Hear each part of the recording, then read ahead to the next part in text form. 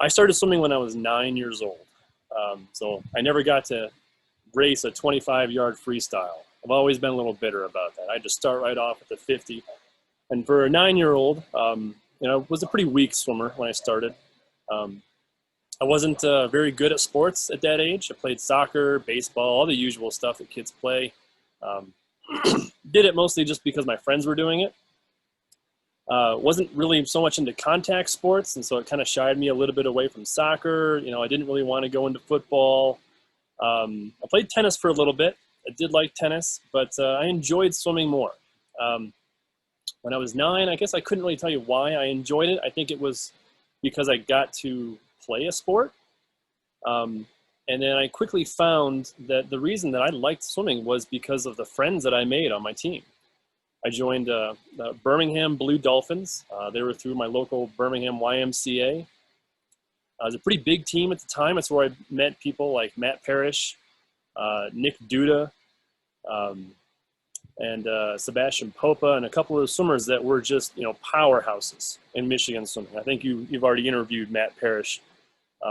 Kids that were successful from the age of 10, that were just, they're winning and breaking records at that age. And, I started my swimming career very much in lane 6 with the slowest kids.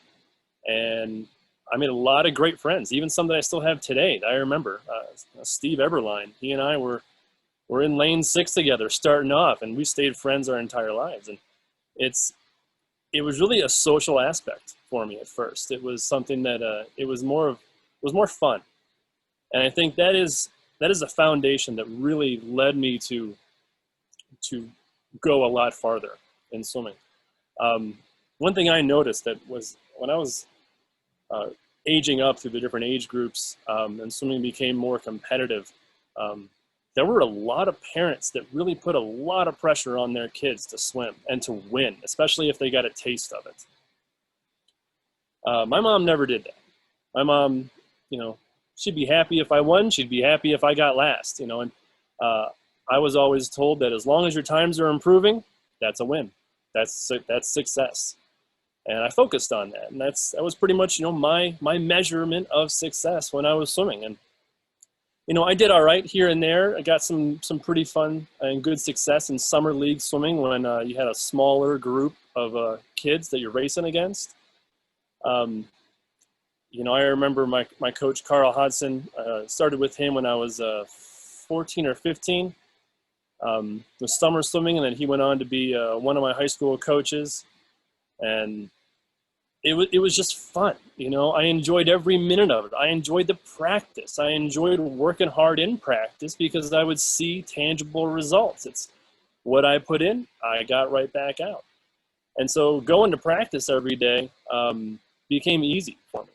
I enjoyed the workouts. I enjoyed the feeling I had after I had a great workout.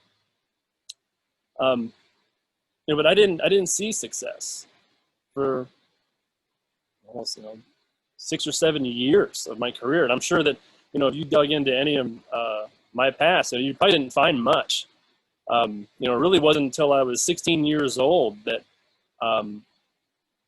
anyone was really worried about me as a competitor. And my coach Carl, he always told me, just focus on your technique, do the drills, never ever break your technique no matter how tired you get, and one day your body is going to catch up to you. I was always a scrawny kid, really thin, really, really low weight, didn't really have a whole lot of muscle. And that's exactly what happened. I had a mild amount of success in my early teens, and then when I was 16 years old, and my body finally did catch up to me, and my coach got me into a weight room. That's when I exploded, and that's when I really, I think, solidified my part in this documentary that you're kind of doing.